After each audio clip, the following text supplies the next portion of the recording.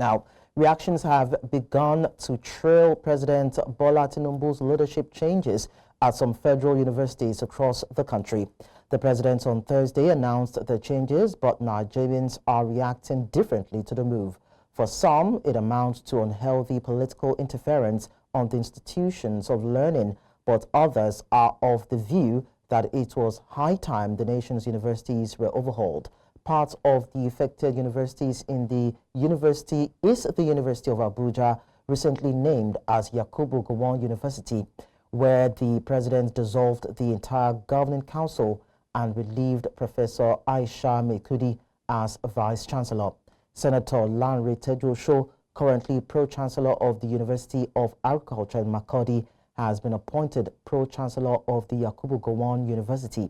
It will be succeeded in Makurdi by Senator Joy Emodi, the current pro-chancellor of Alvan Ikoku University of Education. To succeed Mekudi, Tinubu appointed Professor Lar Patricia Manko as acting vice-chancellor at the Yakubu Gowon University for a 6-month term and will not be eligible to apply for the substantive vice-chancellor position when it becomes available. Now I'm joined by a public affairs analyst and legal practitioner, Justice Ojionoh, and of course a public analyst, that is Jide Johnson, who will be sharing their perspectives on this particular story. Thank you so much, gentlemen, for joining us on the news. Thank you for having me. Okay. All right, so I will start with Justice Ojionoh. Now, I'd like you to help us understand the legality of the actions of Mr. President in these appointments. Okay, the president largely and generally is the visitor of the schools, and he will check the various establishment acts or laws of various universities in Nigeria, depending on whether it's a federal university or a state university.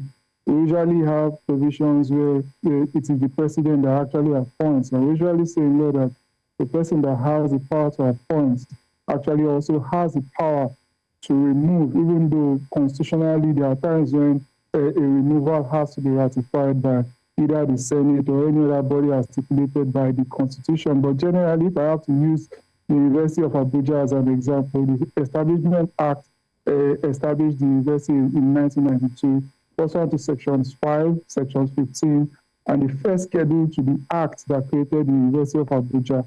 The president is on very, very firm terrain when we consider the power that he has to actually remove the vice-chancellor and ditto every other institution where he makes any sort of decision, whether or not it is a purely legal matter or a political matter is a matter for another time. But as for whether the president has the power to do it, yes, he does.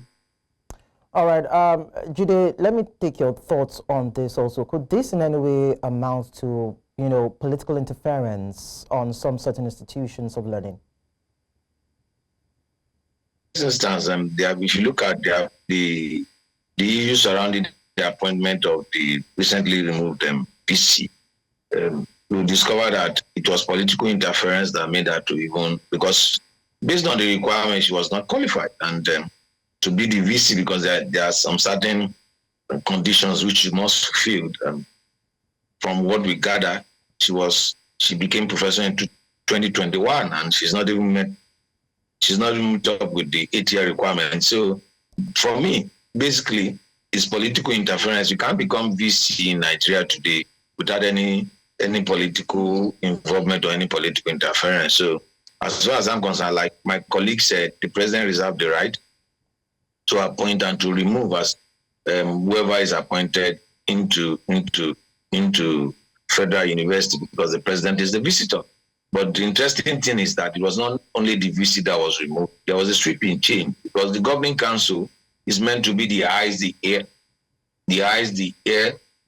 and everything for the president, who happens to be the visitor. They are meant to superintend over that institution, and I'm sure the governing council did not do due diligence in this particular appointment, and that's why you see the tsunami consumed both the governing council as well as the VC.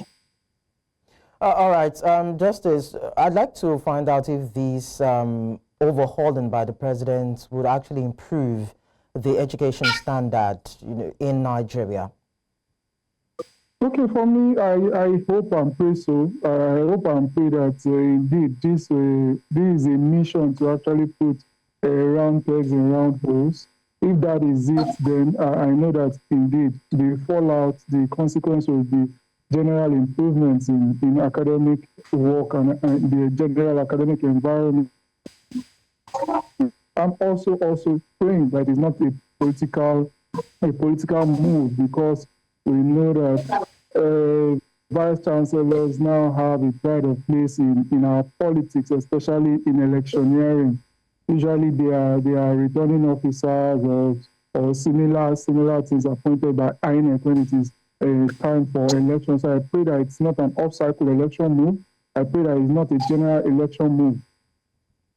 Because, again, I must also state that I do not like the fact that there is a direct political interference, as my learned, very, very co-panelists, which we have been on another platform like this. And I pray that it's not politics that is being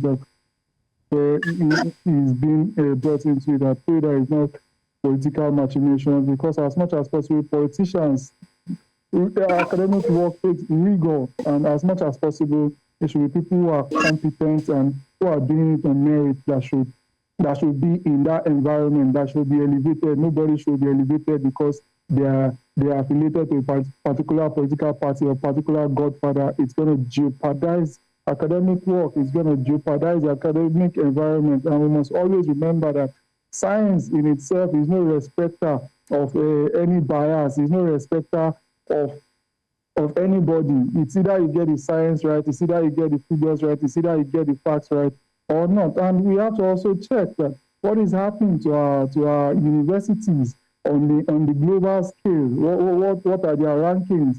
If these are some of the contributions that is making our rankings drop, if political interference is making it drop, I think we should look into it as much as possible.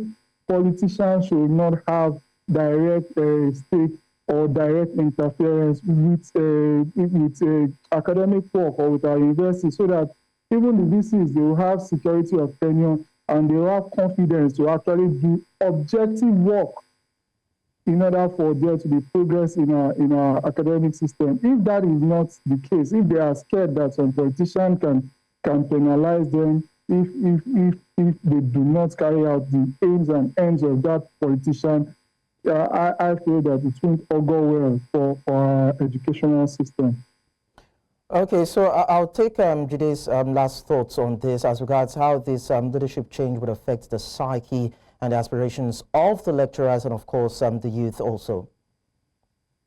Don't forget that there was an internal movement by some lecturers in Yakubu Gowon University, formerly University of Abuja, concerning this particular issue. And I get as a result of this internal crisis that made them, and then the outcome of that intervention is the removal of this particular VC and the appointment of a new VC to serve for 6 months and not to be eligible for that post when it becomes vacant. So it tells you that there's a need for something to be tidy up. There's a need for that organ stable to be clean.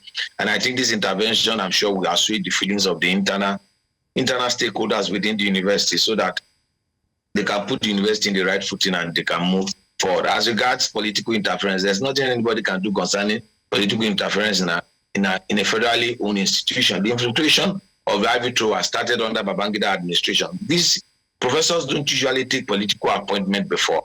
Now, during Babangida's administration, professors begin to look for the goal of any VC after serving that VC is to become minister tomorrow, or to become a governor, to become senator. So the Ivy Tower has been infested with politics. So there's nothing anybody can do concerning that. Thank you very much. All right, Jide Johnson and Justice Ojionoh, thank you so much for sharing your thoughts with us on the news.